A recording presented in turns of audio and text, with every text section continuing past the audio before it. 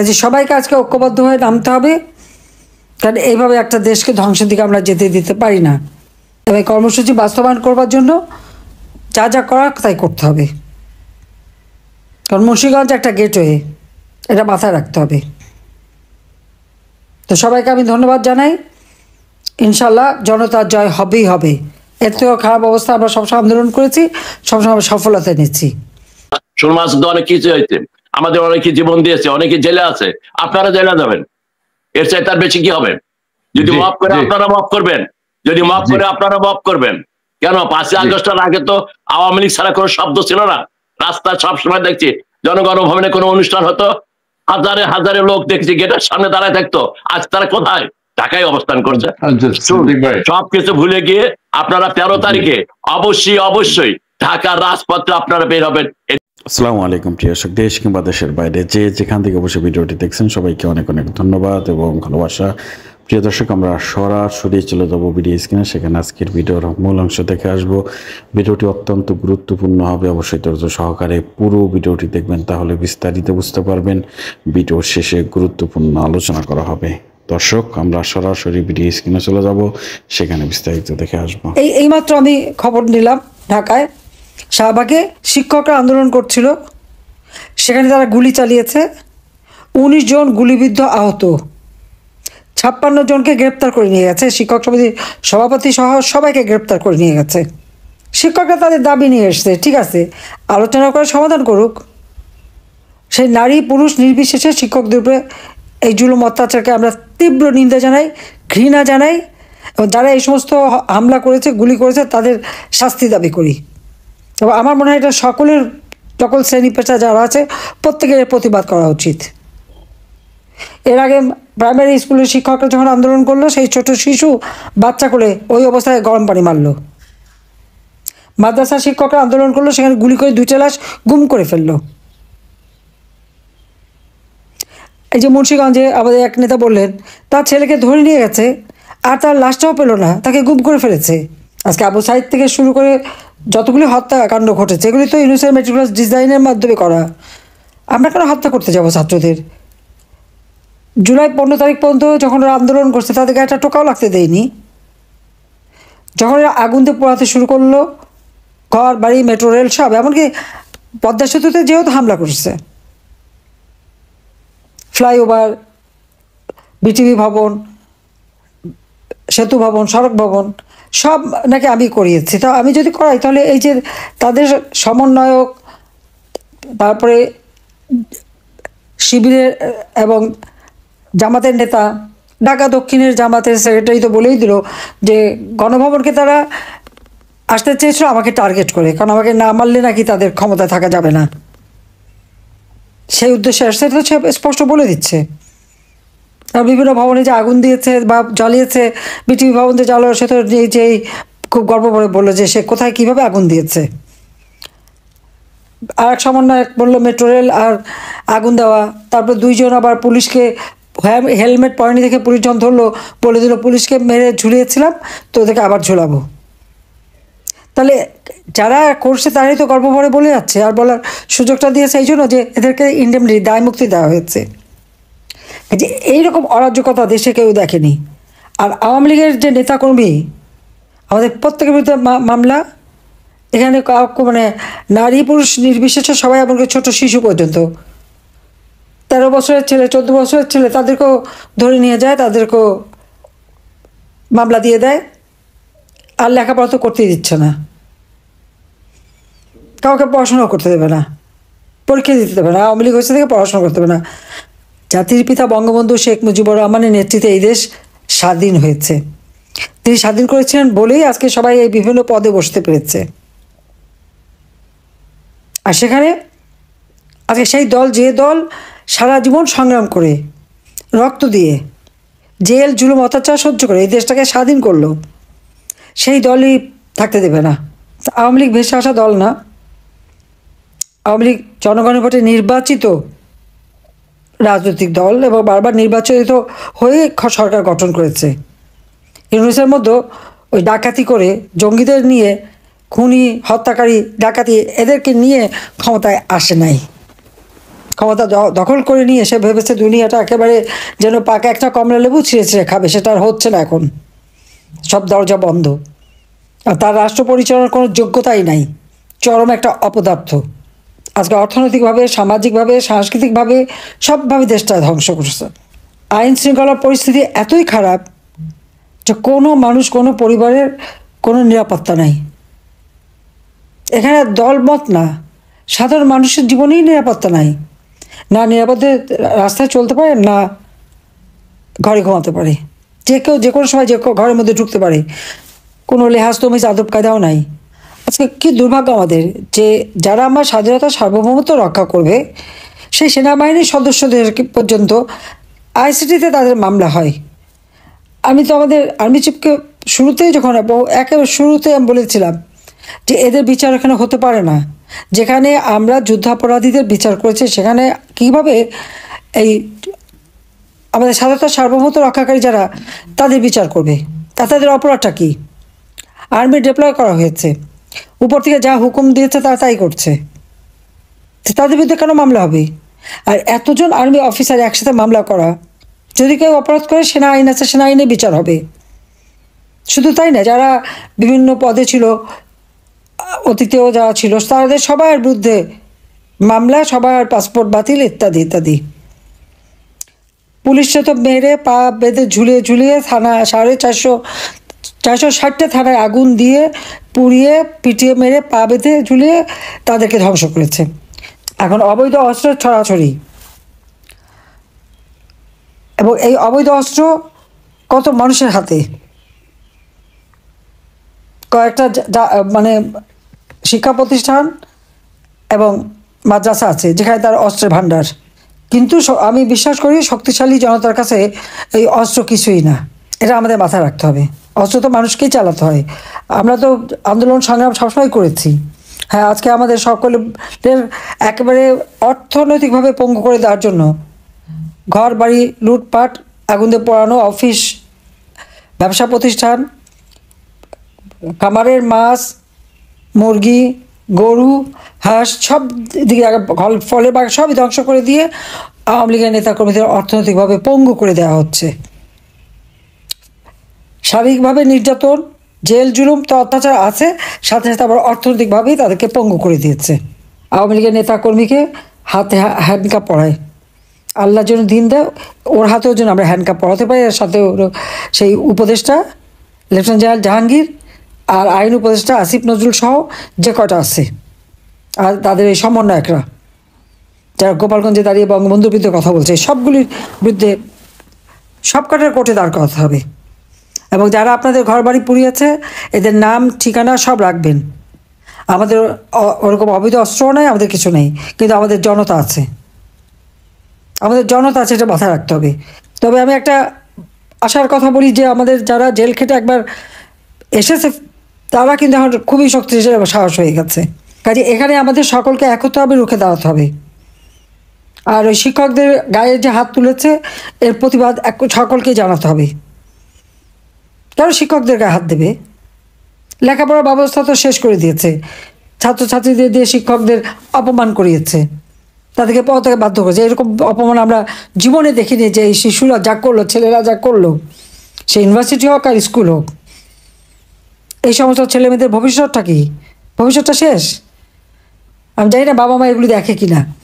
যাই হোক, আমি এটাই বলবো যে আজকে দেশটাকে একেবারে ইউনুস শেষ পর্যায়ে নিয়ে গেছে। অর্থনীতি, রাজনীতি, মানুষের জীবন মান সব ধ্বংস করে দিয়েছে। কাজে আমার একটাই কথা, এই সেনা কর্মকর্তা তাদের বিচার এই আইসিটিতে হতে পারে না, এটা বন্ধ করতে হবে। আওয়ামী লীগের সকল নেতাকর্মীর বিরুদ্ধে মামলা প্রত্যাহার করতে হবে, সবাই কারাগারে যারা মুক্তি দিতে হবে। বাংলাদেশের গণতন্ত্রকে আবার আমাদের পুনরুদ্ধার করতে হবে। অগণতান্ত্রিক অবৈধ সরকার থাকতে পারে না, সংবিধানটা অনুমোদন দেয় না। কাজে ইউনূসকে হটিয়ে গণতন্ত্র পুনরুদ্ধার করতে হবে। শিক্ষকদের যারা লাঞ্ছনা করেছে তাদের এবং আজকে গুলি করেছে তাদের বিচার করতে হবে। শিক্ষকদের যাদের গ্রেপ্তার করেছে অবিলম্বে মুক্তি দিতে হবে। আর আওয়ামী লীগের নেতা কর্মীদের এভাবে এই অত্যাচার যারা করেছে তাদেরও বিচার হবে। কাজে সকলকেই আমাদের 13 তারিখের যে কর্মসূচি, সেটা সফল করতে হবে, লকডাউন কর্মসূচি, এবং সাথে ইউনূসকে পদত্যাগ করতে বাধ্য করতে হবে এবং তার হাত থেকে দেশকে রক্ষা করতে হবে। তার জন্য যা কিছু আছে যেভাবে হোক সবাইকে ঐক্যবদ্ধ থাকতে হবে। আর যাদের কাছে অবৈধ অস্ত্র আছে সেই অস্ত্র উদ্ধার করতে হবে। এবং সারা বাংলাদেশের মানুষকে আমি আহ্বান করব যে আপনাদের উপর যারা জুলুম করেছে, অত্যাচার করেছে, তাদেরও ঘর বাড়ি আছে, ব্যবসা প্রতিষ্ঠান আছে, সবই আছে। আর যে সমস্ত পুলিশের যারা আজকে নির্যাতন চালায় তাদেরও তো আগামী দিনে চাকরি করতে হবে, সেই জন্য তারা মনে রাখে, এবং তাদেরও পরিবার পরিজন আছে। ওরা তো মেরে পা বেঁধে ঝুলিয়েছে, বলেছে আগামীতেও ঝুলাবে। তো যারা পা বেঁধে ঝুলাতে চায় ওই তাদের দাবিদারিই করবে তারা।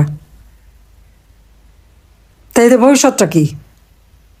তাই যে সবাইকে আজকে ঐক্যবদ্ধ হয়ে নামতে হবে, কারণ এইভাবে একটা দেশকে ধ্বংসের দিকে আমরা যেতে দিতে পারি না।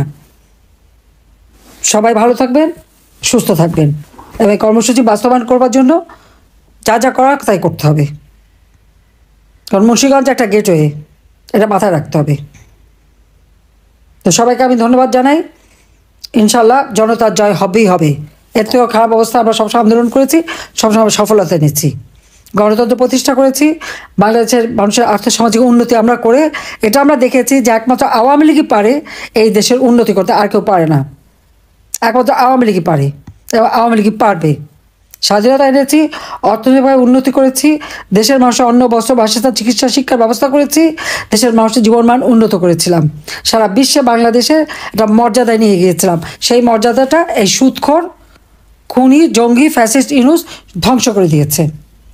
এই দেশকে আবার আমাদের পুনরুদ্ধার করে গণতন্ত্র প্রতিষ্ঠার মাধ্যমে দেশকে আবার উন্নত করতে হবে। আর ওই সংবিধান, লাখো শহীদদের রক্তের বিনিময়ে ওই সংবিধান, জনগণের ভোটে নির্বাচিত প্রতিনিধি দ্বারা এই সংবিধান, এখানে হাত দেওয়ার অধিকার তাদের নাই। তাদের ওই জুলাই ঘোষণা ওগুলি আমরা মানি না। কারণ জুলাইতে তো গুন্ডামি করেছে, ডাকাতি করেছে, চুরি করেছে, মানুষ হত্যা করেছে, পুলিশ হত্যা, আওয়ামী লীগ নেতাকর্মী হত্যা, সাংবাদিক হত্যা, সংখ্যালঘুদের হত্যা, এরা তো হত্যাকাণ্ড করেছে, যার জন্য তাদেরকে ইন্ডেমনিটি দিয়েছে। সে অপরাধী তাদের হয়ে গেছে জুলাই হিরো, আর নির্যাতিতরা সব জিরো। নির্যাতিতদেরই এখন রুখে দাঁড়াতে হবে।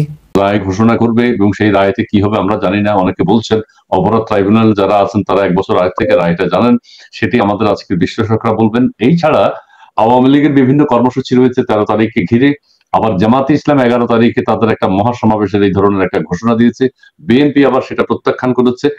সবকিছু মিলিয়ে এক ধরনের উত্তেজনা বিরাজ করছে। আমি প্রথমে ডক্টর সিদ্দিকুর রহমান, আমাদের সাথে অনেকেই যুক্ত হয়েছেন, দর্শক মন্ডলী আপনারা যারা যুক্ত হয়েছেন আপনাদের মতামতগুলো আমাদের জানাবেন। ডক্টর সিদ্দিকুর রহমান, আমি একটু সময় নিলাম, দর্শকদেরকে যুক্ত করে নিলাম, ওনারা যুক্ত হয়েছেন, আপনি একটু আপনাকে একটা বলি ভাই, বলতে আমাদের অ্যাটর্নি জেনারেল সাহেব তো আজকে একটা রাজনৈতিক বক্তব্য আসছে। উনি বললো যে দেশে বিএনপির হাত ধরে বারবার গণতন্ত্র এসেছে। রাষ্ট্রের আইন যিনি রাষ্ট্রপতির প্রতিনিধিত্ব করে, রাষ্ট্রের প্রতিনিধিত্ব অ্যাটর্নি জেনারেল, দখলদারিত্ব যে অ্যাটর্নি জেনারেল, তিনি এখন রাজনৈতিক দলেরই বক্তব্য দিচ্ছে যে আজকের এইটা বাংলাদেশ প্রতিদিনই নিউজটা দেখেন আপনি, এখানে বলেছে দেশে, সেটা নিয়ে আপনার কাছে আসবো। অ্যাটর্নি জেনারেল সাহেব তিনি বলছেন যে ক্ষমতায় পদত্যাগ করে নির্বাচন করবেন, আবার বলছেন পদত্যাগ না করেও নির্বাচন করা যায়। ওনার এই পরিবর্তন কেন, কি কারণে, কি জন্য পরিবর্তন হয়েছে, সেটা নিয়ে আপনার কাছে বক্তব্য শুনবো অ্যাটর্নি জেনারেলকে নিয়ে বিশেষভাবে, আপনি যেহেতু বাংলাদেশে আছেন। ডক্টর সিদ্দিক, আপনি বলবেন আওয়ামী লীগের যে কর্মসূচিগুলো রয়েছে সেই কর্মসূচিগুলোর উদ্দেশ্য কি? জি প্লিজ। 13 নভেম্বর ঘিরে। আসসালামু আলাইকুম, আপনাকে আবারও ধন্যবাদ আমাকে আপনার এই অনুষ্ঠানে আমন্ত্রণ জানানোর জন্য, এবং আমার সাথে যারা আলোচনায় অংশ নিচ্ছেন তাদেরকে আমি ধন্যবাদ জানাচ্ছি। বিশেষ সময়ের ভেতর দিয়ে আমরা যাচ্ছি, সেই সময় আমাদের আলোচনায় অংশগ্রহণ করার সুযোগ পাওয়াটাও একটা বিরাট ব্যাপার। তার কারণ আমাদের কাছ থেকে তো আপনাদের মতো যারা সাংবাদিক রয়েছেন, যাদের এরকম টিভি বা ইউটিউবে যাই বলেন না কেন, বাংলাদেশের বা বিদেশেও আমাদের কাছ থেকে আমরা তাদের কাছে এখন খুব একটা গণনায় আছি বলে মনে হয় না। তারপরেও আপনি আমাকে দেখেছেন, সেজন্য ধন্যবাদ জানাচ্ছি যে আপনার মাঝ দিয়ে কিছু যে প্রশ্ন করেছেন তার উত্তর দেওয়ার চেষ্টা করবো। আমাদের দেশে বর্তমানে আমি যে কথাটা বলি, গত 5ই আগস্টের পরে দেশে কোনো সরকার নেই। বিশ্বে সারা পৃথিবীতে একটাই দেশ আছে, সে দেশটা হলো বাংলাদেশ। এই দেশটা এখন পরিচালনা করছে সারা বিশ্বে যতগুলো দেশ আছে সবাই মিলে, তাদের নেতা, তারা একজনকে নেতা বলবো না, তাদের একজনকে পাপিট ঠিক করেছে, সে পাপিট হলো ফ্যাসিস্ট খুনি ইউনূস। যা ইচ্ছে তাই করছে বাংলাদেশে। যে দেশে কোনো সরকার যখন থাকে না, যে দেশের কোনো গণতন্ত্র যখন থাকে না, যে দেশে কোনো মানবাধিকার যখন থাকে না, যে দেশে কোনো বাক স্বাধীনতা থাকে না, সেই দেশে এটাই হয়, এটি হয় স্বাভাবিক। এবং এটা যে হয়েছে সেই জন্য সর্বতভাবে আমি বলতে চাচ্ছি বাংলাদেশ আওয়ামী লীগ আমরা যারা করি, বাংলাদেশ আওয়ামী লীগের নেতৃত্বে দেশে স্বাধীন হয়েছিল, সেই বাংলাদেশ আওয়ামী লীগের নেতৃত্বে যারা আছে, বাংলাদেশ আওয়ামী লীগের সমর্থক যারা আছে, তাদেরই দায়িত্ব হবে আজকে এই খুনি, এই ফেসিস্ট ইউনিটের কাছ থেকে, সারা বিশ্বের ষড়যন্ত্রের কাছ থেকে 5ই আগস্টে ফিরিয়ে দেওয়া, 5ই আগস্টের আগে যে বাংলাদেশ, সে বাংলাদেশে ফিরিয়ে দেওয়া। 16 মাস অনেক দিন হয়ে গেছে, আমরা অনেক অপেক্ষা করেছি। আন্দোলন তো আর একদিন হয় না, আন্দোলন যখন শুরু হয় তার একটা স্টেজ বাই স্টেজ যেতে থাকেন। ইতিমধ্যে আপনি জানেন এই ফ্যাসিস্ট খুনি ইউনূস এই সর্ববৃহৎ জনগণের দল বাংলাদেশ আওয়ামী লীগের কার্যক্রম স্থগিত করেছেন। বাংলাদেশ সবচেয়ে সর্ববৃহৎ ছাত্র সংগঠন ছাত্রলীগকে নিষিদ্ধ ঘোষণা করেছে। যে ছাত্রলীগ বাংলাদেশের স্বাধীনতার সাথে অতপ্রতভাবে জড়িত ছিল, যাদের ত্যাগ ছিল প্রথম সারিতে, প্রথম দিক আলোচনা আসতে, বাংলাদেশের কথা বলতে গেলে যে প্রতিষ্ঠানটি, যে ছাত্র সংগঠনের নাম আসে সেটা হলো ছাত্রলীগ, তাদেরকে নিষিদ্ধ ঘোষণা করেছেন। তো এই সমস্ত পরিপ্রেক্ষিতে আমরা 13ই মার্চ 13ই নভেম্বর তারিখটা ঠিক করেছে। সেটা দুটা প্রেক্ষিত আছে। একটা হলো এই ফ্যাসিস্ট খুনি হয়েছে, এই অবৈধ ইউনূস, এই অবৈধ তাজুল যারা এই কাজটি করছে, যে অ্যাটর্নি জেনারেল অবৈধ লোকটিকে দেখেই মনে হয় বোধহয় এই লোকটি HIV হয়েছে, তার চেহারাটা আমার কাছে HIV রুগীদের মতো মনে হয়। এই লোকটা কি বললো না বললো সেটারও কোনো মূল্য আমি দিতে চাই না। তবে আমাদের দল হিসেবে যা দায়িত্ব আমরা সেই কাজটি করছি। আমাদের দলের কেন্দ্রীয় কমিটির সিদ্ধান্তে আগামী 13 তারিখে ঢাকা হবে, আমি জানি লকডাউন শব্দটা হয়তো সেই কঠিন সময়ের কথা মনে করে হয়তো করা হয়েছে। সবচেয়ে সারা বিশ্বে যে সময়টি কঠিন সময়ের মধ্যে দিয়ে পার হয়েছিল, আমরা তো সেরকম কঠিন সময়ের মধ্যে দিয়ে যাচ্ছি, সেই জন্য নামটা দেওয়া হয়েছে লকডাউন, যেটা করোনার সময় বাংলাদেশে প্রায় যতক্ষণ পর্যন্ত আমরা সেই মুক্তি পেতে ততক্ষণ পর্যন্ত জননেত্রী শেখ হাসিনা এটা ঘোষণা করেছিলাম। সেটাকে আমার মনে হয় ফলো করে আমরা এই নামটা দিয়েছি, লকডাউন হবে সকাল সন্ধ্যা ঢাকায়। এবং আপনার এই মিডিয়ার মাধ্যমে আমি বাংলাদেশের যারা আওয়ামী লীগের পছন্দ করেন, যারা আওয়ামী লীগের নেতা কর্মী আছেন, আমি বলবো না কেউ পালিয়ে গেছেন, যারা নাই তারা অনেকে আত্মগোপনে আছেন, দেশে আছেন, দেশে বাইরে গিয়ে সবাই আত্মগোপনে আছে। কিন্তু আত্মগোপনের বাইরে কতজন আছে? বাইরে কিন্তু ইনসিগনিফিকেন্ট নাম্বার, যদিও তারা নেতৃত্বে আছে কিন্তু তাদের নাম্বারও খুব বড় নাম্বার না। সমস্ত কিছু কিন্তু বাংলাদেশে অবস্থান করছেন। তার ভেতর 141 জন বা 137 জন MP মন্ত্রী তারা জেলে আছেন, লাখ লাখ ছাত্র নেতা জেলের দৃষ্টিতে উপজেলা তারা জেলে আছে। এমন অবস্থা যারা আত্মগোপনে আছেন 16 মাস অনেক দিন, আর কতদিন থাকবেন আত্মগোপন? জেলে থাকার চাইতে মনে হয় আত্মগোপন থাকা আরো কঠিন কাজ। আমার নেতা বঙ্গবন্ধু শেখ মুজিব কিন্তু কোনোদিন আত্মগোপনে ছিলেন না। আমি বলবো না আপনাদের সবাইকে আত্মগোপন করে থাকা বঙ্গবন্ধুর মতো হওয়ার জন্য, কিন্তু তার দল আজকে যে অবস্থা ভেতরে যাচ্ছে এই মুহূর্তে, আমি সবার কাছে হয়তো মনে করবেন আমি বিদেশে আছি, আমেরিকা আছি, আমি বড় বড় কথা বলছি, সেটা বলতেই পারেন, কিন্তু অবস্থার পরিপ্রেক্ষিতে ঢাকাতে যারা অবস্থান করছেন আত্মগোপনে আছেন, ছাত্রলীগ, যুবলীগ, স্বেচ্ছাসেবী, তাদের কাছে আমার বিনীত আহ্বান থাকবেন 13 তারিখে অবশ্যই আপনারা রাস্তায় বাইরে হবেন। কি হবে দেখলেন তো, 16 মাস তো অনেক কিছু হয়েছে, আমাদের অনেকে জীবন দিয়েছে, অনেকে জেলে আছে, আপনারা জেলে যাবেন, এর চাই তার বেশি কি হবে? যদি মাফ করে আপনারা মাফ করবেন, যদি মাফ করে আপনারা মাফ করবেন। কেন 5ই আগস্টের আগে তো আওয়ামী লীগ ছাড়া কোনো শব্দ ছিল না, রাস্তায় সবসময় দেখছি জনগণ ভবনে কোনো অনুষ্ঠান হতো, হাজারে হাজারে লোক দেখছি গেটের সামনে দাঁড়ায় থাকতো, আজ তারা কোথায়? ঢাকায় অবস্থান করছে। সবকিছু ভুলে গিয়ে আপনারা 13 তারিখে অবশ্যই ঢাকার রাজপথে আপনারা বের হবেন, এটি আমার বিনীত আহ্বান থাকলো জননেত্রী শেখ হাসিনার পক্ষ থেকে, মাননীয় প্রধানমন্ত্রীর পক্ষ থেকে, বাংলাদেশ আওয়ামী লীগের পক্ষ থেকে। ওকে ধন্যবাদ আপনাকে। এবার আমরা অ্যাডভোকেট AKM ইসলাম আপনার কাছে আসবো। সিদ্দিক সাহেব যেটা বলেছেন যে বাংলাদেশে বিদেশি গোয়েন্দারা রয়েছে, বাংলাদেশ বিদেশিরা চালাচ্ছে এবং আন্তর্জাতিক একটা কি হাব তৈরি হয়েছে, সন্ত্রাসী হতে পারে, আপনার গোয়েন্দা হতে পারে, এজেন্ট হতে পারে, বিভিন্ন দেশের এজেন্টরা বাংলাদেশে অবস্থান করছে। এটা এক ধরনের আমিও শুনেছি, বিভিন্ন কর্মকাণ্ড সেখানে ঘটছে, তৎপরতা আছে তাদের, সেদিকে আমি এখন যাব না। আপনার কাছে যেটি জানতে চাই, 13 তারিখের বাংলাদেশ, 13ই নভেম্বরের বাংলাদেশ আন্তর্জাতিক অপরাধ ট্রাইব্যুনাল এক ধরনের একটা রায় ঘোষণা করতে যাচ্ছে, তারা সিদ্ধান্ত নিয়েছে। কেউ কেউ বলছেন এই রায় নাকি 1 বছর আগেই লেখা হয়েছে। আপনার বিশ্লেষণটা কি হতে যাচ্ছে, কেন হচ্ছে?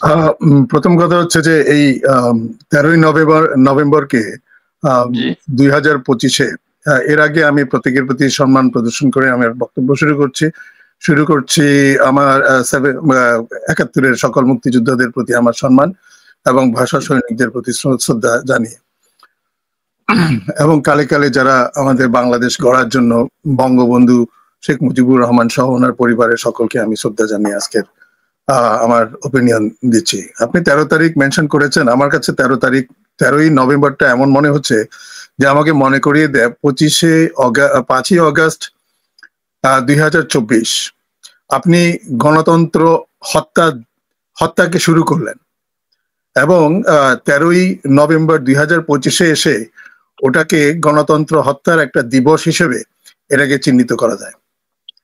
বাংলাদেশের জন্মলগ্ন থেকে এই পর্যন্ত বিগত ১৫ মাসে যে ধরনের কর্মকাণ্ড হয়েছে, এই ধরনের কোনো কর্মকাণ্ড হয়নি। বিশেষত কাণ্ডগুলো পরিচালিত হয়েছে দেশি এবং বিদেশি ৭১-এর পরাজিত শক্তির দ্বারা। আমি কেন পরাজিত শক্তিকে নিয়ে আসছি, আবার ৭১-কে নিয়ে আসছি, কারণ সব সুতিকা বন্ধন কিন্তু ঠিক সেই জায়গায়। আজকে আপনি ১৪-১৫টা ২৫টা রাজনৈতিক দল দেখছেন, সব একই সুরে ৭১-এর বিপক্ষে কথা বলছে, এবং তারা নানাভাবে দেশে এবং বিদেশে, যেমন ৭১-এ যারা বিপক্ষে ছিল বাংলাদেশের স্বাধীনতা, সেটা যুক্তরাষ্ট্রের সরকার সহ ছিল। এবং শুধু যুক্তরাষ্ট্র না, যদি আমরা রিসার্চে দেখি সেখানে তখন কিন্তু আপনার বর্তমান যেটা মিশর বলেন বা আপনার আরেকটা কি বললো, এই যে দেশটার নাম ভুলে গেলাম, ওরা কিন্তু পাশ্চাত্যে বঙ্গবন্ধুকে নিধন করার জন্য এবং আওয়ামী লীগকে নিশ্চিহ্ন করার জন্য, যারা নাকি বাংলাদেশের স্বাধীনতা এনেছে, এইটাকে নিশ্চিহ্ন করার জন্য।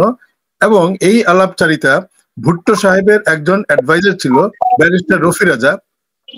তিনি বলেছিলেন যে ইস্ট পাকিস্তান তো আমাদের হাতছাড়া হয়ে গেল, তবে ইস্ট পাকিস্তানকে যদি আমরা আমাদের মধ্যে আবার নিতে হয়, তাহলে আমাদেরকে বঙ্গবন্ধুকে শেষ করতে হবে, আওয়ামী লীগকে শেষ করতে হবে। সেই প্রক্রিয়াই কিন্তু, যে আরেকটা জিনিস বলে রাখি, যেহেতু বাংলাদেশ পাকিস্তানের মতে বাংলাদেশ একটি মুসলিম অংশ, তাদের এই মুসলিম অংশ থেকে বিচ্ছিন্ন করার জন্য তারা মনে করে যে ইন্ডিয়া তার পেছনে রয়েছে, এবং এটাকে সারা মুসলিম বিশ্ব কিন্তু একটি অপমানসূচক নিয়েছে। এই অপমানসূচক নেওয়ার কারণে 15ই অগাস্টের পূর্বে বঙ্গবন্ধু তথা বঙ্গবন্ধু পরিবার সহ আওয়ামী লীগকে নিশ্চিহ্ন করার জন্য এই ঘটনাটা ঘটিয়েছে আন্তর্জাতিকভাবে। যেখানে নাকি আজকে যদি আপনারা দেখেন 24-এর ঘটনার পরে, তখন অবশ্য ইন্টারনেট তেমন ছিল না, যে জন্য অনেকে অনেক কিছু জানতো না, কিন্তু বেশি দিন লাগেনি যে আপনার ডিপ স্টেট, সরোজ, এই সমস্ত যে এজেন্টগুলো তারা কাজ করেছে। বর্তমান সরকার ইউএস এর যেটা বলছে যে আমরা আর রেজিম চেঞ্জে নেই, এটি বলার মতো বলা, ডিপ্লোম্যাটিক ভার্সেস, আমার কোনো অপিনিয়ন নেই, সবাই দেখবে ভবিষ্যতে কি হবে।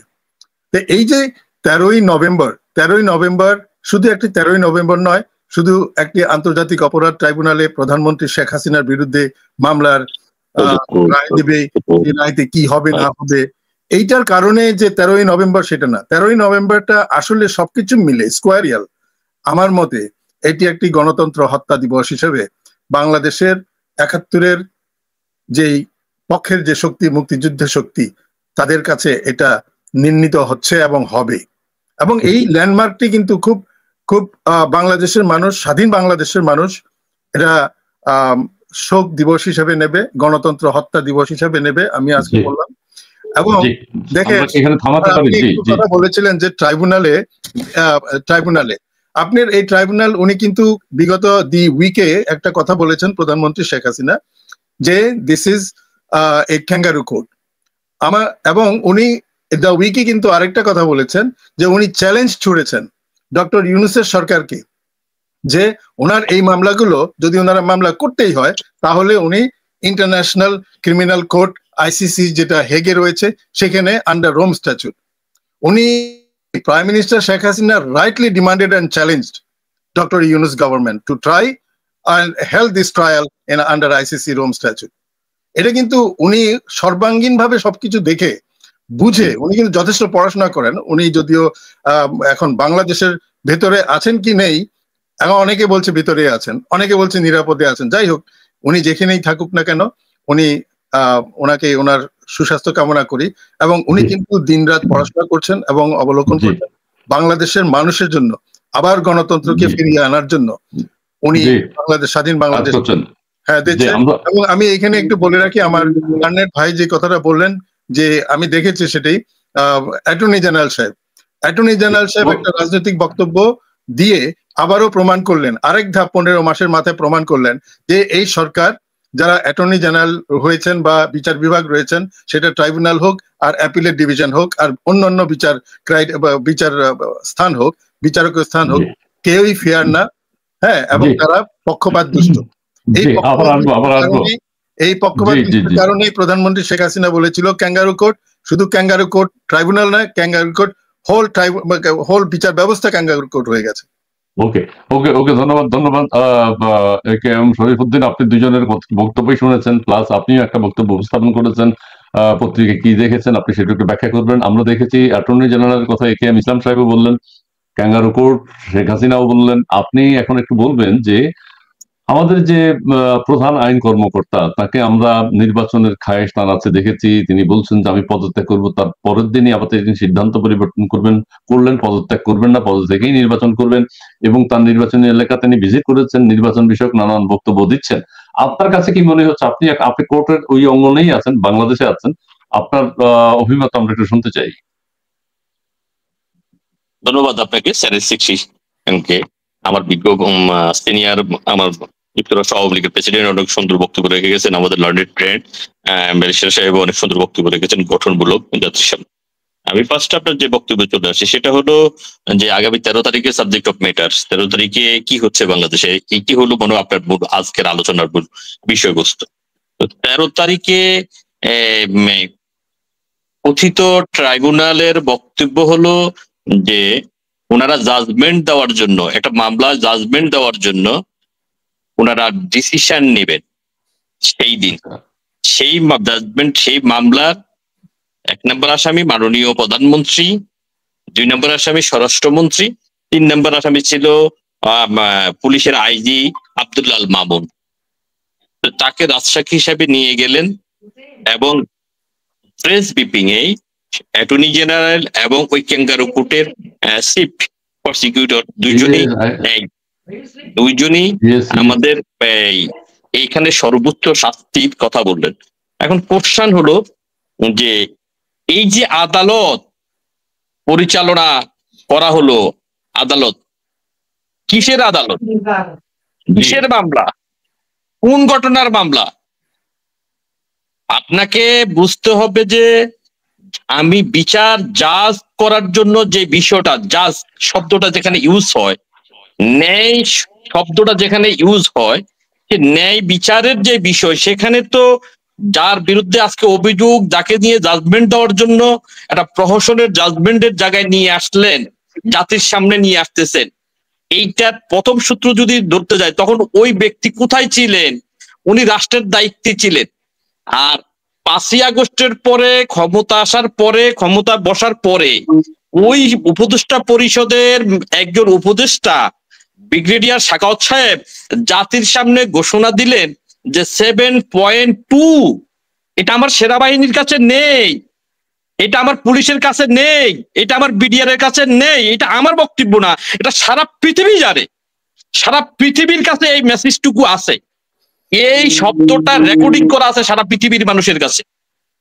এই শব্দের কারণে এই যে নেত্রীর ভাষায় যদি বলা হয় এটা ক্যাঙ্গারু, এখানে জাতির ভাষা যদি বলা হয় এটা ক্যাঙ্গারু, তুমি 5ই আগস্ট থেকে আজকে 15 মাসের মাথায় মামলা চার্জশিট দিয়ে জাজমেন্ট নিয়ে আসলো অবৈধ ট্রাইব্যুনাল তৈরি করে, প্রজ্ঞাপনের মধ্য দিয়ে প্রজ্ঞাপন তৈরি করে। এখন যিনি দখলদারিত্ব, তিনি দখল করে, যিনি কি এই ওনার এই অ্যামেন্ডমেন্ট করে উনি এটা করতে পারেন কিনা, উনি এই ট্রাইব্যুনাল কি, ট্রাইব্যুনালের বৈধতা নিয়ে তো আমরা কনফিউশন অ্যাকর্ডিং টু লপুল, কিন্তু সময়, স্থান, কাল, পাত্রের বিষয় এসে গেছে এখানে। যদি সাখাওয়াত সাহেবের কথাটা চিরন্তন সত্য হয়, সাখাওয়াত সাহেব নির্বাচন কমিশন ছিলেন, সেনাবাহিনীর ব্রিগেডিয়ার পর্যন্ত লেভেল ক্যারি করছেন, মেবি মুক্তিযুদ্ধ ছিলেন, এর পরবর্তীতে তিনি এখন উপদেষ্টা, তার বক্তব্যটাই যদি আপনি আমলে নেন তাহলে এখানে কার জাজমেন্ট দিবেন? সেই দিন যদি জননেত্রী শেখ হাসিনা বাংলাদেশের মানুষের অমঙ্গল কামনা করতো তাহলে লক্ষ লক্ষ মানুষ মারা যেত, সেনি তো রক্তপাত চান নাই, ব্লাড শেডিং চান নাই। যারা ব্লাড শেডিং চেয়েছে তারা হত্যাকাণ্ড করেছে। হত্যাকাণ্ডের বক্তব্যে রাষ্ট্রপক্ষের অ্যাটর্নি জেনারেলের বক্তব্য প্রেস ব্রিফিং এ 1400 জন, 1400 মতো। ট্রাইব্যুনালের প্রসিকিউটরের বক্তব্য 2000। আর রাষ্ট্রের ঘোষিত যে রাষ্ট্রের পক্ষ থেকে যেটা ঘোষণা করে মন্ত্রণালয় থেকে, সেখানে ঘোষণা করছে 864 জন। এই যদি হয় যে এখানে কারা মারা গেল, পুলিশ কোথায় মারা গেল, পুলিশের হিসাব কই? যে শত শত পুলিশকে নির্বিচারে হত্যা করা হলো একটা রাষ্ট্রের প্রোটেকশনের জন্য পুলিশি ব্যবস্থাপনা। সেখানে আমরা যারা মৃত্যুবরণ করেছে তাদের আমরা আত্মার মাগফিরাত কামনা করি, কিন্তু এই যে হত্যাকাণ্ডটা কে সংগঠিত করেছে? আপনি কার বিচার করতেছেন? কিসের বিচার ব্যবস্থাপনা? কিসের বিচার ব্যবস্থা? আপনি ইয়ে সম্পর্কে একটু বলেন, তারপর আমরা সিদ্দিক সাহেবের কাছে আবার আসবো। আপনি এটা আমরা বুঝছি, আপনি সংখ্যার গরমিল, শহীদের সংখ্যারই গরমিল, তাদের ভাষায় কিসের বিচার হবে এটা আপনি বলছেন। আমাদের যে প্রধান আইন কর্মকর্তা, তার যে হাস্যোজ্জ্বল চেহারা আমরা দেখছি নির্বাচনে, তিনি ভোট করবেন বলছেন। ভোট কি অন্যের ভোট করবেন নাকি তার মুখে কথাটা কি মানিয়েছে আমি ভোট করব, আমি নির্বাচনে অংশ নেবো, এটা সুন্দর শোনাবো, কিন্তু উনি বলছেন আমি ভোট করব। এখন ভোট করতে যে উনি কি করছেন আপনি একটু বলবেন প্লিজ, 2 মিনিটে। বাংলাদেশে আপনি ওই চেয়ারে বসে কে কখন কোনটা বলতেছে, যেমন আমাদের কি গত 15 দিন আগে আমাদের আইন উপদেষ্টা আমাদের সুপ্রিম কোর্টের বিচার ব্যবস্থা সম্পর্কে কথা বলছে যে একদিনে এত মামলা যা বৃদ্ধি, এটা বিষয়ে বলতে পারে না। It's court of contempt, it is offence. আইন উপদেষ্টার মতো লোক ওই চেয়ারে বসে এই কথা বলতেছে জাতির চেয়ে, যে কোর্টে বিচার ব্যবস্থা নিয়ে আইন উপদেষ্টা বলতেছে যে জামিন দিল কেন। এটা নিয়ে এখানে আমাদের যিনি এখন অ্যাটর্নি জেনারেল, তিনি একটা ছাত্র রাজনীতি করতেন, জাসদ ছাত্রলীগ করতেন, পরবর্তীতে বিএনপির কেন্দ্রীয় কমিটিতে দায়িত্বে ছিলেন। সেখান থেকে উনি 5 তারিখের পরবর্তীতে যখন যে মুহূর্তে সরকার নাই, উনার লিগ্যাসি নিয়েও তো আমাদের বক্তব্য আছে যে এই মুহূর্তে সরকার ছিল না, উনি কিভাবে ওনার অ্যাপয়েন্টেড নিয়েও তো আমাদের কাছে কনফিউশন, যে উনি তো রাষ্ট্রের বৈধ গঠনতান্ত্রিক পদ্ধতি ওয়ে অবলম্বন করে নাই। ওনাকে অ্যাপয়েন্টমেন্ট দিতে হবে আছেই, এখন আছে যেভাবে হয়েছে। এখন তিনি যেটা বলছেন সেটার কি অবস্থা একটু বলেন। এখন উনি নির্বাচন করতে চান, নির্বাচন করবেন, এইটা আদালত অঙ্গনেও প্রচার হচ্ছে। এটা উনি নিজেও বলতেছেন, উনি নির্বাচন করবেন। নির্বাচন করতে হলে ওনাকে এখান থেকে পদত্যাগ করতে হবে, এটি অ্যাকর্ডিং টু ল, আইনের বিধান। এটা কোনো বিকল্প নেই। রাষ্ট্রের চেয়ারে বসে কেউ নির্বাচন করতে পারে না, ডাবল স্ট্যান্ডার্ড কোনো বিষয় না, এটা সাংবিধানিক পরিপন্থী। ওনাকে ইলেকশন করতে হলে ওনাকে পদত্যাগ করতে হবে। ওনাকে অ্যাপয়েন্টমেন্ট দিয়েছেন রাষ্ট্রপতি, উনি পদত্যাগ পত্র জমা দিতে হবে রাষ্ট্রপতির কাছে, রাষ্ট্রপতি মহোদয়। যে আমরা সিদ্দিক সাহেবের কাছে আসি এবার, যে ওনাকে পদত্যাগ করতে হবে। উনি বলছেন যে একদিন পরে বলছেন যে আমি পদত্যাগ না করে নির্বাচন অংশ নিতে পারি। আপনার কাছে কি মনে হচ্ছে যে সিদ্দিক সাহেব? আমি এটা নিয়ে আলোচনা করতে চাই না। আমি যে সরকারকে স্বীকার করি না, এরা কি করবে নির্বাচনে আমি বিশ্বাস করি না। উনি কি করলো না করলো ওরা আমি 1 পয়সা দাম দেয় না। আমার কথা হলো, আমার মনে হয় আমাদের যারা আমরা বঙ্গবন্ধুর সৈনিক হিসাবে, বঙ্গবন্ধুর আদর্শের সৈনিক হিসেবে আমরা যারা দাবি করি, এই সমস্ত আলোচনা আমাদের সময় নয়। এখন 16 মাস এনাফ টাইম গেছে। 9 মাসে বঙ্গবন্ধুর নেতৃত্বে, যদিও এটা অন্য প্রেক্ষিতে, আমরা একটা সশস্ত্র সংগ্রামের মধ্যে দিয়ে বাংলাদেশ স্বাধীন করেছিলাম। পাকিস্তানের মতো 200 সেনাবাহিনীকে আমরা দেশ থেকে বিতাড়িত করেছিলাম। সেই দেশে আজকে 16 মাস হচ্ছে আমরা আওয়ামী লীগের নেতা কর্মীরা আমরা কথা বলতে পারছি না। আমরা যে স্লোগানটি দিয়ে দেশ স্বাধীন হল, সেই স্লোগানটা আমরা দিতে পারছি না। আমরা সে পতাকা উত্তোলন করতে পারছি না। আমরা জাতীয় সঙ্গীত গাইতে পারছি না। আমাদের কি আর এই সমস্ত সমালোচনা করার, এই সমস্ত আলোচনা করার কোনো বিষয় আছে? 13 তারিখ কিন্তু নেত্রীকে ফাঁসি দেবে। সিদ্দিক ভাই যে কথাগুলি বলতেছে, এই কথাগুলি হল টোটাল কনস্টিটিউশনের কথা। সিদ্দিক ভাই এই কনস্টিটিউশনে হলো যে কনস্টিটিউশনে আর্টিকেল 36 এই কথাটা বলা আছে যে চলাফেরার স্বাধীনতা, সমাবেশের 37 বলা আছে সমাবেশের স্বাধীনতা, 80 বলা আছে সংগঠন করার স্বাধীনতা। সিদ্দিক ভাই যে কথাগুলো এগুলো সাংবিধানিক বক্তব্য, যে কোনোটাই নাই।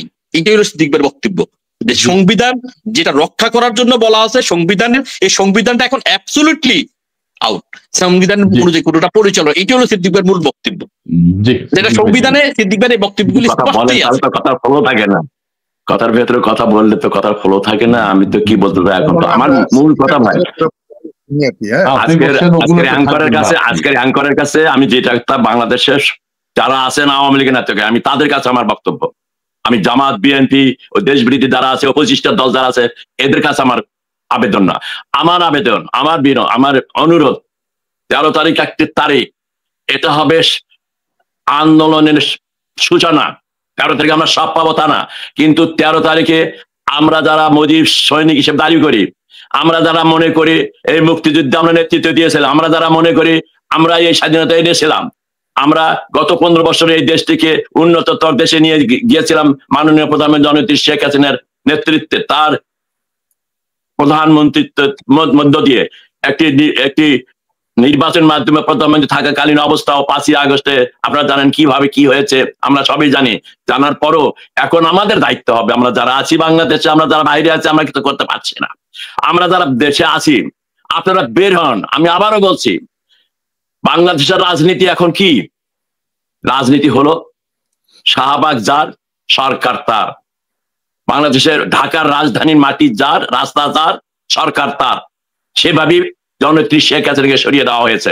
যদি 3রা আগস্ট 2024-এ যে জনসভার কথা হয়েছিল, আওয়ামী লীগের জনসভা ডাকার কথা হয়েছিল, সেই সভা যদি হয়তো ওখানে 10 লাখ লোক হতো, সেই 10 লাখ লোক থাকলে বঙ্গবন্ধু জননেত্রী শেখ হাসিনাকে দেশ ত্যাগ করতে হতো না। কি ষড়যন্ত্রে, কার কথা শুনে, কার মদতে সেই সভা সেদিন স্থগিত করা হয়েছিল? সেটা ছিল বাংলাদেশ আওয়ামী লীগের নেতৃত্বের চরম বিপর্যয়, চরম পরাজয়। সেই দিনই পরাজয় সংঘটিত হয়েছে। তাই বলি, বাংলাদেশ আওয়ামী লীগ হারে যায়, বাংলাদেশ আওয়ামী লীগ এর চাইতে অনেক কঠিন সময় ভেতরে পার হয়েছে। আমাদের সবচেয়ে বড় শক্তি যেটা আছে, জাতির পিতা বঙ্গবন্ধুর কন্যা জননেত্রী শেখ হাসিনা এখনো জীবিত আছেন, এখনই আমাদের নেতৃত্ব দিচ্ছেন। আসুন 23-13 তারিখ থেকে আমরা শুরু করি। ঢাকা আমাদের দখল করতে হবে, এর কোনো বিকল্প নেই। বিদেশিরা কিছু করতে পারবে না, কোন ষড়যন্ত্র কোনো কিছু করতে পারবে না। আমরা যদি যারা আমরা বঙ্গবন্ধুর আদর্শের সৈনিক, আমরা যদি রাস্তায় নামি, অবশ্যই আমরা এই নির্বাচন কাজ হবে না, এই উপদেষ্টা কমিটি সবই থুবড়ে পড়ে যাবে যদি আপনারা ঢাকার রাজপথ দখল করতে পারেন। জয় বাংলা, জয় বঙ্গবন্ধু। কেন নামছেন না? আমি যদি একটু সম্পূর্ণ প্রশ্ন করি, কেন নামছেন না, কি হচ্ছে, ভয়টা কিসের, সেটা যদি একটু ব্যাখ্যা করেন 2-1 মিনিটের মধ্যে। হ্যাঁ, সেটা একটা কারণ আছে, সেটা ভয়। হয়তো এটা যারা দেশে আছে তারা তো আমাকে সমালোচনা করবে, সমালোচনা করার অধিকার সবারই আছে। আমি আমেরিকা থেকে হয়তো বড় বড় কথা বলছি, ভয় আছে। 16 মাসে কিন্তু সে ভয়টা অনেক কেটে গেছে। 5ই আগস্টের পরে দেশে 3 দিন সরকার ছিল না, মানুষ যাকে আওয়ামী লীগের যাকে যেখানে পেরেছে হত্যা করেছে। তারপরে এই ফেসিস্ট খনি ইউনূস বঙ্গবন্ধু সে বাড়ির থেকে শুরু করে বাড়ি গিয়ে তাকে বুলডোজার দিয়ে মাটির সাথে মিশিয়ে দেওয়ার পরে হাজার হাজার নেতা কর্মীদের বাড়ি ঘর তাদের পুড়িয়ে দেওয়া হয়েছে। জয় বাংলা বা আওয়ামী লীগ নাম বললে মানুষ বললে একদল মব সৃষ্টি হয়, সে মব তাদের হত্যা করতো, মেরে ফেলে দিত। সেটা কিন্তু বর্তমানে অনেকটাই কমে গেছে। অতএব ভয় তো একটু আছেই, কিন্তু একসাথে যদি আমরা 5,000, 10,000, 50,000 লোক বেরোই, ওই ভয়ের আর তখন ভয় থাকবে না। আমি আপনাদের জানি, এবং রাজনীতি করতে গেলে রিস্কটা একটা দিতে হবে ভাই, রিস্ক নিতে হবে। আমরা 15 বছর দেশ চালিয়েছি, আমরা তো সবাই সুবিধায় ছিলাম, সবাই তো আরামে ঘুমাইছি, তো কিছু পাই বা না পাই। আমি গতকালে একটা প্ল্যাটফর্মে আমি দেখলাম এক ছাত্র নেতা গোপালগঞ্জের, সে একটা নৌকাতে বসবাস করছে, সারাদিন বাইরে থাকে, রাত্রে সে নৌকা বসবাস করছে। এটা তো আমাদের কথা ছিল না। আমরা যখন ওখানে ফির নৌকা গেছি, আমরা এই নৌকা থেকেই কিন্তু 71 আমরা দেশ স্বাধীন করেছি। আমরাই পারবো। আমি বলি, ভয়ের কোনো কারণ নাই, ভীতির কোনো কারণ নাই। আপনারা রাস্তায় নামেন, এই ভয় ভীতি চলে যাবে। কি হবে? আপনার যে 50,000 নামে কত লোক এই ডক্টর ইউনূস জেলে ঢুকাবে? গুলি করে মারার ক্ষমতা নাই, আর্মি গুলি ছাড়বে না, পুলিশ গুলি ছাড়বে না, এই ভয় আর নেই। আপনারা রাস্তা বেরেন, যদি মব বের হয় আপনারা মবের আকৃতি নেবেন। তারা যদি মব করতে পারে, আমরা করতে পারবো না কেন? এটা আমার বক্তব্য। জি সিদ্দিক সাহেব, অনেক ধন্যবাদ। আচ্ছা, AKM ইসলাম সিদ্দিক সাহেবের বক্তব্য থেকে আমি যদি একটা জিনিস নেই, যে এখন অ্যাটর্নি জেনারেলকে নিয়ে আলোচনার সময় নেই। আমি আবার একটা বাড়িয়ে বলি, নির্বাচন হবে কি হবে না এটা নিয়েও আমাদের আলোচনার সময় নেই। এটা হলো সময় নষ্ট। নির্বাচন হবে কি হবে না, কি ঘটনা ঘটছে, কিসের নির্বাচন, কি কোনো বিশৃঙ্খলা একটা জিনিস। অ্যাটর্নি জেনারেল নির্বাচন করবে কি করবে না, আমাদের সেটা ভাবার দরকার নাই। আমাদের হলো, আপনি এখন সিদ্দিক সাহেবের এই 2টা বক্তব্য যদি আমি নেই, তাহলে আপনার বক্তব্যটা আমি কি আশা করতে পারি এই মুহূর্তে, কি করণীয়? প্রথম কথা হচ্ছে, 2 লাইনে আমি অ্যাটর্নি জেনারেল সাহেবের কথাটা বলছি। সেটি হচ্ছে যে, এর আগে আমি বলে গেছি যে অ্যাটর্নি জেনারেল সাহেব একটা রাজনৈতিক বক্তব্য আবারও প্রমাণ করে দিল যে উনি রাষ্ট্রের পক্ষে একটা ফেয়ার জুডিশিয়ারি মেনটেন করার সেই যে ক্রেডিবিলিটি সেটা হারিয়েছে। আবার 15 মাসের মাথায় উনি সেটা আরেকবার প্রমাণ করে দিলেন। আর আমার অগ্রজ যুক্তরাষ্ট্র আওয়ামী লীগের সভাপতি সিদ্দিক ভাই, ওনার বক্তব্য আমি বলবো দলের পক্ষ থেকে সঠিক এই জন্য এখন আমাদেরকে 13 তারিখ একটা সফল আন্দোলন গড়ে তুলতে হবে, যেখানে আমরা শান্তিপূর্ণ লকডাউন সৃষ্টি করব। এটি বাংলাদেশের স্বাধীনতার পক্ষের সকল শক্তিকে এগিয়ে আসতে হবে। এটাও সত্য যে যার যার অবস্থান থেকে নিজেদেরকে সামাল দিয়েই কিন্তু এই কাজগুলো করতে হবে, এটাও সত্য। এখন কথা হচ্ছে যে আমি যদি আরেকটু অন্যদিকে যাই, যে যেহেতু আরেকজন লার্নেড বলেছেন যে বিচারের সেই ইয়েটা দেওয়ার জন্য 13ই নভেম্বর এই জন্য উঠে এসেছে যে প্রধানমন্ত্রী শেখ হাসিনার বিরুদ্ধে যে মামলাটা তারা করেছে সেই মামলার একটা কি জানি বিচারিক একটা প্রক্রিয়া, একটা মাইলস্টোনিক দিনটা সেখান থেকেই উঠে এসেছে, সেই জন্যই 13ই নভেম্বরটা চুজ করা হয়েছে। এখন আমি কিন্তু বলেছি যে 13ই নভেম্বরটা যেভাবে গণতন্ত্র হত্যার দিবস হিসাবে ধরা হবে, ঠিক সেইভাবে 13ই নভেম্বরটাকে বাংলাদেশের 71-এর শক্তি, যারা স্বাধীনতার সপক্ষের শক্তি, সেটা মুক্তিযুদ্ধ হোক আর আওয়ামী লীগ হোক, সকলের জন্য এটা হবে বাংলাদেশের গণতন্ত্র পুনরুদ্ধারের আন্দোলনের সূচনা। এবং সেটাকেই মাথা রেখে বিগত মাসে আওয়ামী লীগ তথা সর্বস্তরের মুক্তিযুদ্ধের পক্ষের শক্তি যারা আছেন সকলেই মাথায় রাখতে হবে যে 71-এর যে সমর যুদ্ধ, সেই যুদ্ধের আগেও কিন্তু কিছু সিনারিও হয়েছিল। ঠিক সিনারিওটা আমি পুনরাবৃত্তি করতে চাচ্ছি। আজকে যে পাকিস্তানের যে জাহাজ বাংলাদেশে নোঙ্গর করেছে, ঠিক সেই রকমই কিন্তু এমবি সোয়াত নোঙ্গর করেছিল 70-এর শেষের দিকে রওনা দিয়েছে, কিন্তু 71-এর প্রথম দিকে সেটা বাংলাদেশের এসে পৌঁছেছে। এবং কি নিয়ে পৌঁছেছে? অস্ত্র নিয়ে পৌঁছেছে। এবারও পাকিস্তানের যে জাহাজ এসেছে সেটির মধ্যে আপনারা কিছুদিন আগে দেখেছেন কি ঔষধ নাকি ইসের নামে বুলেট পাঠিয়েছে, বিভিন্ন কেসের মধ্যে পাওয়া গিয়েছে। এবং এই জাহাজটি কোন রকম কোনো ইন্সপেকশন করা যাবে না। বর্তমান যে উপদেষ্টা সরকার, এই সরকার এই ধরনের একটা লিভওয়ে দিয়েছে, ওটা চেক করা যাবে না। তার মানে সেখানে কি ঠিক 71-এর যুদ্ধের প্রাক্কালে যেই সূচনা, সেই সূচনাই। আরেকটি জিনিস হচ্ছে জুলাই আগস্টের সময় 24-এ একটা রিপোর্ট রয়েছে আন্তর্জাতিকভাবে, যদিও সেটা খুব উপরে আসে নাই, এটা রিগোরাস রিসার্চের মধ্যে পাওয়া গেছে। সেটা হচ্ছে 400-র কাছাকাছি বিভিন্ন দেশের পাসপোর্ট নিয়ে একটি অনেক বড় দেশের মাধ্যমে বাংলাদেশে 400-র কাছাকাছি সিভিলিয়ান ড্রেসে মিলিটেন্ট ঢুকেছে, এবং তারাই কিন্তু স্নাইপার হিসেবে কাজ করেছে, এবং তারা এখনো বাংলাদেশে অবস্থান করছে। জি, তাহলে যদি হয়, তাহলে আমরা কিন্তু প্রতিচ্ছবি দেখছি। আমরা আবারও বলছি যে এই 13ই নভেম্বর হতে পারে আমাদের গণতন্ত্র পুনরুদ্ধারের, 71-এর শক্তিকে পুনরুদ্ধারের আবারও সেই সূচনার দিবস। ওকে ওকে, ধন্যবাদ আপনাকে। আপনার কাছে কিছু নতুন তথ্য পেলাম। সিদ্দিক সাহেব কিছু কথা বলেছেন। বাংলাদেশে বিভিন্ন দেশের গোয়েন্দারা রয়েছেন এবং বাংলাদেশ সেনাবাহিনীর বেশ কিছু কর্মকর্তা অগাস্টের 3-4 তারিখে সিভিল ড্রেসে ওই ছাত্রদের মধ্যে ঢুকে পড়েছে এবং তারা অস্ত্র চালিয়েছে। তারা নিজেরাই বলছে, এগুলো আমরা শুনেছি। বাংলাদেশে পাকিস্তানি জাহাজ, আমাদের পার্শ্ববর্তী দেশ ভারত উদ্বিগ্ন তাদের চিকেন নেক নিয়ে, তারা সেখানে সৈন্য সমাবেশ ঘটাচ্ছে, সেনা ক্যাম্প করতে চাচ্ছে, এবং বাংলাদেশের উত্তরাঞ্চলে আমাদের পাকিস্তান সেনাবাহিনীর সদস্যরা ভিজিট করেছেন। সেগুলো নিয়ে এক ধরনের উদ্বেগ উৎকণ্ঠা আছে। আমি এখন আমাদের দর্শকদের অনেকেই আজকে কোনো কথা বলতে পারেনি, আমি কমেন্টস গুলো শুধু দেখাচ্ছি। ইনশাল্লাহ দেশের মানুষ 16 ডিসেম্বরের আগেই বিজয় উদযাপন করবে। আখতারুজ্জামান 13 তারিখে ওবায়দুল কাদেরকে আমাদের ফোন দিয়ে বললো আমি যাব না, আমাদের নেতা যদি ইউনিয়ন পর্যায়ে নেতা হয় আর যদি আমাকে হুকুম দেয় তাহলে আমি যাব, কিন্তু আমাকে তো কেউ বললো না। আচ্ছা ঠিক আছে, নিজে নিজে উপলব্ধি করতে হবে দেশের কি হচ্ছে না হচ্ছে, তা সাধারণ জনগণ জানে, আপনারাও জানেন। উত্তরণের কি উপায় সেটি বলবেন এবং কবে নাগাদ। জি, এই দর্শকদের মতামত আমরা যেটা দেখতে পাচ্ছি এটাই চাচ্ছি, উত্তরণের উপায় কি। আপনি এখন বলবেন AKM শরীফুদ্দিন, আপনি বাংলাদেশেই আছেন, আপনি এটা বিশেষভাবে বলবেন যে 13 তারিখ আসলে কি হতে যাচ্ছে, কি হওয়া উচিত। সিদ্দিক সাহেব কিছুটা ইঙ্গিত দিয়েছেন, আমাদের AKM ইসলাম সাহেব কিছুটা ইঙ্গিত দিয়েছেন। আপনার মতামত কি? 13 তারিখে এই ওনাদের ট্রাইব্যুনালের এই দীর্ঘ 15 মাসের যে তৈরিকৃত ফ্ল্যাট ডিজাইন করে জাতির সামনে ন্যাশনালি ইন্টারন্যাশনালি জাতির সামনে ওনারা উপস্থাপন করার যে জাজমেন্ট করবেন, জাজমেন্ট প্রদান করবেন, তার জন্য দিন ধার্য করার ডেট করেছেন এই ট্রাইব্যুনাল। আমি তো পূর্বেই বলে গেছিলাম যে বাবা আগে না সন্তান আগে। যদি প্রশ্ন হয় যে এই ঘটনাটা সংগঠনের সময় শেখ হাসিনা কোথায় ছিলেন, ওনার অপরাধটা কি এই ঘটনার সাথে?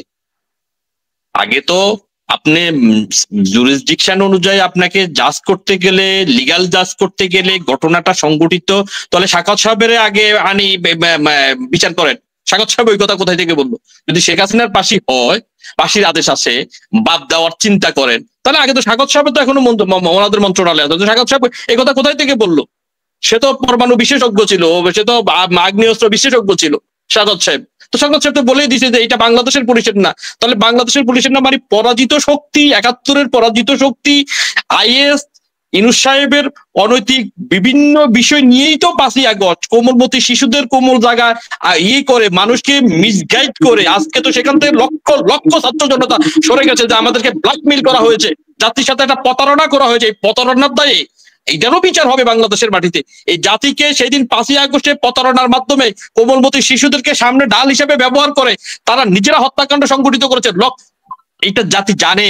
আজকে সেই প্রতারণার থেকে শুরু করে রাষ্ট্র ক্ষমতা বসার পরে এখন শেখ হাসিনার সরকার ফ্যাসিস্ট বলে তাদের বিচার করতে হবে, তাদের রায় দিতে হবে।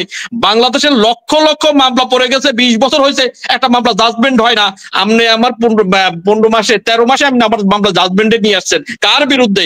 বঙ্গবন্ধুর কন্যা, জাতির জনকের কন্যা, এই দেশ, এই মাটি, এই পতাকা যাকে বাদ দিয়ে ইতিহাসে জাতিকে কল্পনা করা যাবে না, তার কন্যার বিরুদ্ধে যে মহিলাটি সফল রাষ্ট্রনায়ক, সারা পৃথিবীর কাছে বাংলাদেশটাকে উন্নত দেশ, উন্নত জাতি হিসাবে পৃথিবীর মানচিত্র উপস্থাপন করেছিল, তখনই পশ্চিমেরা ওই সেন্ট মার্টিন আমরা দেব না ঘোষণা দিয়েছে, আমার জীবন চলে যাবে, সেন্ট মার্টিন দেওয়া হবে না। তখনই পশ্চিমা ওই সাদা চামড়া যারা এখন আমাদের আটলান্টিকের ওই পারে আছে, তারাই তো পরিকল্পিতভাবে তাদের এজেন্টকে, তাদের নির্বাচনে টাকা বিনিয়োগ করছে কে? এটা কি জাতি জানে না? সকল ষড়যন্ত্রের মূল উৎস হলো শেখ হাসিনাকে, শেখ হাসিনার পরিবারকে, শেখ হাসিনার দলকে ডিস্ট্রয় করে দিতে হবে। এটা সম্ভব না, এটা সম্ভব না। এদেশে 18 কোটি মানুষ মনে প্রাণে মসজিদ মন্দির গির্জায় সৃষ্টিকর্তার কাছে প্রার্থনা করে শেখ হাসিনা কবে আসবে, কখন আসবে, কখন মানুষ শান্তিতে ঘুমাবে। আজকে কেউ শান্তিতে নাই, শান্তিতে ঘুমের জন্য। এই কারণেই আগামী দিনে উত্তরণের একটাই, আওয়ামী লীগের বিকল্প কোনো কিছু নাই। সকল দল মত ভেদাভেদ ভুলে গিয়ে ঐক্যবদ্ধ সশস্ত্র সংগ্রামের মধ্য দিয়ে এই জাতিকে একটি 71-এর মতো আবার চেতনায় বিশ্বাসী হয়ে আবার মুভমেন্টে যেতে হবে। এর বিকল্প আমাদের সামনে আর কিছু নেই। সকলকে ধন্যবাদ। কোন হত্যার ময়না তদন্ত হয়নি, এটা একজন দর্শক প্রশ্ন করছেন। কোন হত্যার ময়না তদন্ত হয়নি, এটা কিভাবে কি হবে? কোন হত্যার তদন্ত হয়নি, জি, এটা একটা ভাইটাল প্রশ্ন। আর আপনি আপনার বক্তব্যে বলেছেন যে শেখ হাসিনার ফাঁসি দিবে, কি ফাঁসির কথাটা আপনি শুনলেন কিভাবে? অ্যাটর্নি জেনারেল কি স্টেটমেন্ট করছে? কে অ্যাটর্নি জেনারেল কি স্টেটমেন্ট করছে সেটা বলেন। অ্যাটর্নি জেনারেল সাহেব এবং চিফ প্রসিকিউটর দুইজন একই সুতায় বক্তব্য উপস্থাপন করতেছে, এক সুতায় ওনারা স্টেটমেন্ট করে বলে দিছে। ওনারা তো আগেই জাজমেন্ট ওনাদের তৈরি না, ওনারা এই বক্তব্য জাতির সামনে ফ্রেশ মিডিয়ায় ওনারা উপস্থাপন করলেন। এতে রাষ্ট্রকে, প্রশাসনকে, বিচার ব্যবস্থা তো ওনাদের তৈরি। এই যে বিচারপতি জনাব গোলাম মুর্তুজা মজুমদার সাহেব যাকে আবিষ্কার করলেন প্রথম ট্রাইব্যুনালের, এখন 1 নম্বর ট্রাইব্যুনালের, তোনাকে নিয়ে যেটা করতেছে সেখানে 3 জন আছেন, শফিউল আলম মাহমুদ এবং বিচারপতি মহিদুল হক। আমি বলছি যে অ্যাটর্নি জেনারেল অথবা চিফ প্রসিকিউটর ওনারা কি বলছেন ফাঁসি হবে, এরকম কিছু বলেছে? ওনাদের সর্বশেষ টার্গেটটাই ওই জায়গায়। বাংলাদেশে আওয়ামী লীগের বঙ্গবন্ধুর পরিবারকে ধ্বংস করার জন্য, স্বাধীনতার সব ওরা আজকে বলছে এক জায়গায় যে স্বাধীনতা খাল্লি বাল্লি ওগুলি সব ভুলে যান, এখনকার 24-এর বিজয় নিয়ে কথা বলেন। যে কোনো এক জায়গা থেকে একটা মেসেজ নিউজ আজকে বাংলাদেশেও আছে। ওরা 71-কে তারা বিশ্বাস করে না, 71-কে বিশ্বাস করতে পারে না। ওদের সর্বশেষ টার্গেট তো এইটা। শেখ হাসিনাকে হত্যা করার জন্য তো তারা একাধিকবারই চেষ্টা করছে। এখন সর্বশেষ কি? একটা জাজমেন্ট দিয়ে যেহেতু একটা বার করে রাখবে, সে বাংলাদেশে ইন করতে না পারে, বাংলাদেশে তাকে আনার জন্য বলতে চাচ্ছি, আমাদের চিফ প্রসিকিউটর তো একবার বলেছেন এই কাণ্ড ঘটেছে, শেখ হাসিনা 1400 বার ফাঁসি হওয়া উচিত। উনি তো বলছেন এটা। ওনাদের লিখিত বক্তব্যই তো পেশ করা, ওনাদের বক্তব্য সামনে আসছে। আমি এই কথাটাই তো আপনার কাছে শুনতে চাচ্ছি। আমি তো ওইটাই বললাম যে চিফ প্রসিকিউটর এবং অ্যাটর্নি জেনারেল দুইজন একই সুতার গাথা, একই বক্তব্যই তো রেখে যাচ্ছে ওনারা। হ্যাঁ, ওনারা তো স্পষ্ট বলেই দিয়েছেন। জি জি, সিদ্দিক ভাই আপনার কাছে, আপনি একটু সমাধান দেন, আমরা শেষের দিকে এসেছি। জি, সিদ্দিক ভাই অনেকক্ষণ অপেক্ষা করছেন। জি, আর ওই যে যেটা হয় নাই বলছেন যে রিপোর্ট পাই নাই, হ্যাঁ, ময়না তদন্ত, এটা হলো পোস্টমর্টম রিপোর্ট।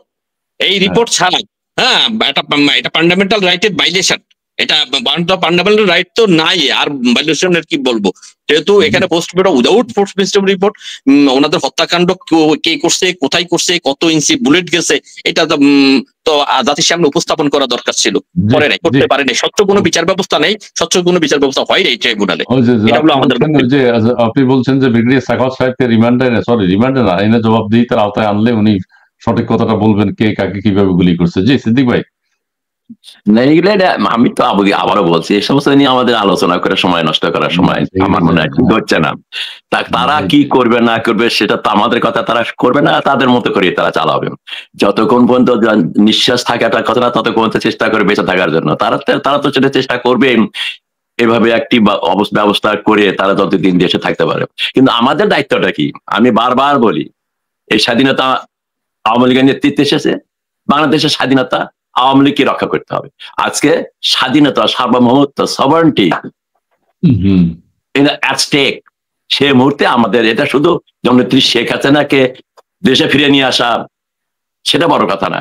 বড় কথা হলো 30 লক্ষ শহীদ এবং 2 লক্ষ মা বোনের সম্মান বিনিময়ে যে দেশটি স্বাধীন হয়েছিল, সেই দেশটির স্বাধীনতা আজকে বিপন্নের মধ্যে। যখন সেই অবস্থা দাঁড়ায়, তখন আর আমাদের ঘরের থেকে বসে থাকার সময় থাকে না, তখন আমাদের আর ভয় ভীতি থাকার কথা আসে না। যেখানে করিডোর হচ্ছে, যেখানে বন্দর দিচ্ছে, যেখানে পাকিস্তানিরা সেনা, তারা তো ইনওয়ে, যে ওনারা যা বললেন, ইনওয়ে তারা অলরেডি পূর্ব পাকিস্তান বানিয়ে ফেলছেন। সেই মুহূর্তে তো আর আমরা ঘরে বসে থাকতে পারি না। তো ওই সমস্ত বিচারে না যেয়ে, আলোচনায় না যেয়ে 13 তারিখ থেকে শুরু হোক আমাদের আন্দোলন, যতক্ষণ না পর্যন্ত এই অবৈধ সরকার, এই জঙ্গিরা এবং পাকিস্তানি এবং অন্যান্য দেশের আদর্শপুষ্ট হয়ে পয়সা নিয়ে যারা এই কাজগুলো করে, তাদেরকে আমরা দেশ থেকে সরাতে না পারবো, ততক্ষণ পর্যন্ত আমাদের এই আন্দোলন 13 তারিখ থেকে যে শুরু হচ্ছে, সে আন্দোলন অব্যাহত থাকবে। আমার বিশ্বাস আগামী ডিসেম্বরের ভেতরেই আমরা আমাদের বিজয়ের পথে আমরা উপনীত হব, যদি না আমার সেই 70-এর বিশ্বাসীরা, 70-এর স্বাধীনতা বিশ্বাসীরা রাস্তায় নামেন। আমার মনে হয় না আমাকে ডিসেম্বর মাসেও যেতে হবে। এই হলো আমার বিশ্বাস। আসুন আমরা সবাই সেই 30 লক্ষ শহীদ এবং 2 লক্ষ মা বোনের ঋণ পরিশোধ করি। আমরা এই স্বাধীনতাকে আমরা বিপন্ন হতে দিতে পারি না। এরা এই দেশটা বাংলাদেশের নামটা পরিবর্তন করে আবার পূর্ব পাকিস্তান বানানোর যে পায় তারা করছে, এখান থেকে উদ্ধার করা, পরিত্রাণের একটি মাত্র উপায়, ঢাকার শাহবাগ আমাদের দখল করতে হবে, ঢাকার রাজপথ আমাদের দখল করতে হবে, এর কোনো বিকল্প নাই। আসুন, আমার কাছে আবারও সবার কাছে বিনোদন অনুরোধ, সশস্ত্র সংগ্রামের মধ্যে এক ভাই বলে না, সশস্ত্র সংগ্রামে একবার করেছি, পাকিস্তানের বিরুদ্ধে সশস্ত্র সংগ্রাম করেছি, আর কার বিরুদ্ধে সশস্ত্র সংগ্রাম করবো? সশস্ত্র সংগ্রামী বিশ্বাসী আমি না। অহিংস পন্থায় আমরা আমাদের জনগণকে সাথে নিয়ে আমরা ঢাকার রাজপথ দখল করবো এবং বাংলাদেশের যে স্বাধীনতা সেটা আমরা উদ্ধার করব।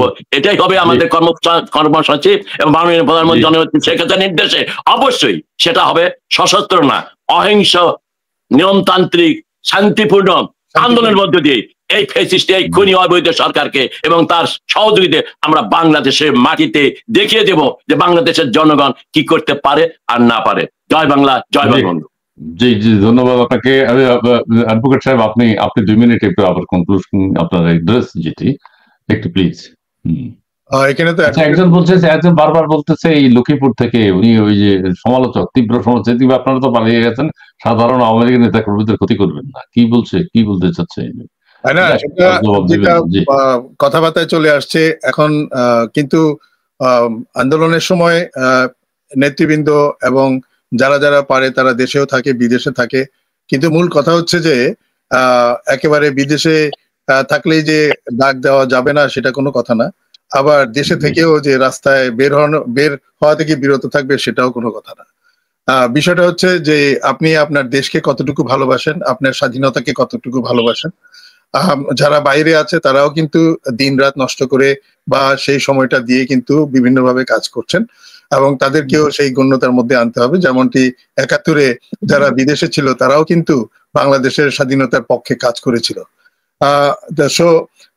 এটা একটা জিনিস হচ্ছে যে আপনি আর্থিকভাবে আপনার বিশ্বাস অনুযায়ী আপনার বাংলাদেশের প্রতি, বাংলাদেশের স্বাধীনতার প্রতি কতটুকু অনুগত এবং বাংলাদেশকে কতটুকু সমুন্নত রাখতে চাচ্ছেন সেটাই হচ্ছে মূল বিষয়। সেই জায়গাটাই যারা যেই দল এবং যেই নেতৃবৃন্দ বাংলাদেশের স্বাধীনতায় অবদান রেখেছেন, স্বাধীনতার জন্য নিজেদের জীবন যুদ্ধে নিয়োজিত ছিলেন, সকলকে একসাথ করে সকলের কথায় ওই এক জায়গায় কিন্তু আসে যে ওই ধরনের একজন নেতৃবৃন্দকে যদি নাজেহাল করতে হয়, সেই নাজেহালের জন্য বর্তমান যে আমাদের যে উপদেষ্টা মন্ডলীর সরকার, ওনারা বিচার বিভাগকে কাজে লাগাচ্ছেন। ইটস ইউজিং অপারেটিং, মানে বিচার কার্যকে কাজে লাগিয়ে ওনাদেরকে একটি অবৈধভাবে একটা জাজমেন্টের মাধ্যমে সেটা দেশীয় শক্তি পরাশক্তি সবাই মিলে এটি একটি কুচক্রের কাছে কি জানি ধরাশায়ী দেওয়া এবং রাজনৈতিকভাবে একটা গোষ্ঠীকে রাজনীতি না করতে দেওয়া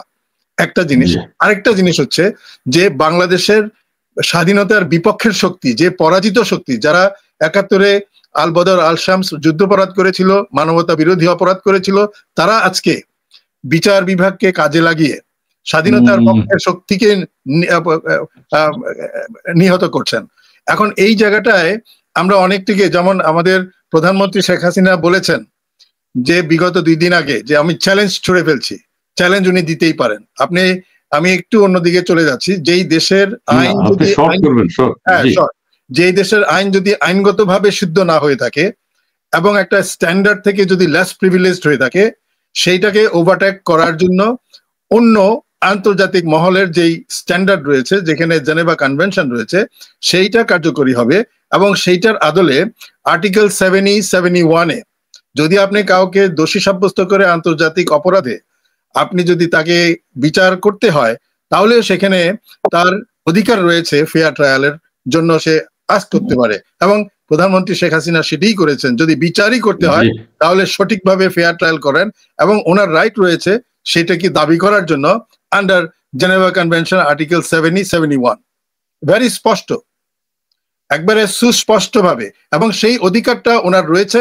এবং আমি মনে করি বাংলাদেশের বর্তমান যে ভঙ্গুর অবৈধ সরকার এবং সরকার হিসাবে সে কিন্তু এটা প্রসিড করতে পারে যে ঠিক আছে, ওনার দাবি এটা, আমরা ফেয়ার ট্রায়াল চাচ্ছি, আমরা সেখানে যাব। কিন্তু সেটা করবে না, ওনারা করবেন না এই জন্য যে সেখানে গেলে ওনারা কেন করবেন না আমি বলি আপনাকে। ওনার মামলার মধ্যে স্পেসিফিক্যালি যারা জ্বালাও পোড়াও করেছে, মেট্রো রেল জ্বালিয়েছে, সেলফ কনফেসড উইটনেস, যেটা সেলফ কনফেসড অপরাধী, সেই ছেলে যখন মিডিয়াতে সবখানে সব জানে যে আমরা এটা করেছি, এটাই আসবে যে সে এটা করেছে। তার এইটা করার জন্যই সেইখানে যদি এই চার্জের কারণে প্রধানমন্ত্রী শেখ হাসিনাকে অপরাধী বলা হয়, যেখানে বাজারে বা মিডিয়াতে অলরেডি সেই অপরাধী কে সে নিজেই বলেছে, সেটা যদি তাকে উইটনেস হিসাবে এই মামলায় না আনা হয়, এবার প্রসিকিউটরের মাধ্যমে না আনা হয় নাই, আপনি ডিফেন্সের মাধ্যমে হয় নাই, সেখানে ফেয়ার বিচার করার জন্য বিচারকের দায়িত্ব হচ্ছে যে সেই উইটনেসকে কল ফর করা। এবং যে আইনের আদলে ওনারা করতে চাচ্ছেন আন্তর্জাতিক অপরাধ ট্রাইব্যুনাল অ্যাক্ট, সেইখানে স্পষ্টভাবে যে কোনো উইটনেসকে কল ফর করার কোর্টের এখতিয়ার রয়েছে। এই সেকশনটা রয়ে গেছে সেখানে, যদি না থাকতো তাহলে তারা অ্যাভয়েড করতে পারতো। কিন্তু কথা সেটা এখন বিচারকের বিচার করার, ফেয়ার জাস্টিস করার। দেখেন, আমার কথা হচ্ছে যে প্রধানমন্ত্রী শেখ হাসিনা যেভাবে দাবি করছেন ওনার ফেয়ার জাস্টিসের জন্য, সেই ফেয়ার জাস্টিসের জন্য উনি আইসিসি রোম স্ট্যাচুটের আদলে উনি যেতে চাচ্ছেন, এইটাকে মানা হোক। এবং সেখানে গেলে এদের এক একটা মামলা মুক্তব্রে পড়বে, এটা শিরোধার্য। এবং এদের এগেনস্টে আইন অথবা বিচারালয়কে কাজে লাগিয়ে যে গণহত্যা করার দায়, সেটা কিন্তু তার উপরে আরোপ হবে। জি, আমরা শেষ করতে পারি। আমরা শরীফুদ্দিন আপনার কাছে আসি, আপনি আপনার 2 মিনিট একটু বলবেন। জি প্লিজ। ধন্যবাদ আপনাকে। আমাদের ব্লেন্ডেড ফ্রেন্ড যে কথাটা বলেছেন যে সাক্ষীকে কল করা, এটা আমাদের বাংলাদেশে এটা সত্য ঘটনা। এটা হলো বাংলাদেশের সিআরবিসির 540-তে বিচারক any times and situation before the জাজমেন্টের আগ মুহূর্ত পর্যন্ত যে কোনো পার্সনকে সে আদালতে উইটনেস হিসেবে আনতে পারে।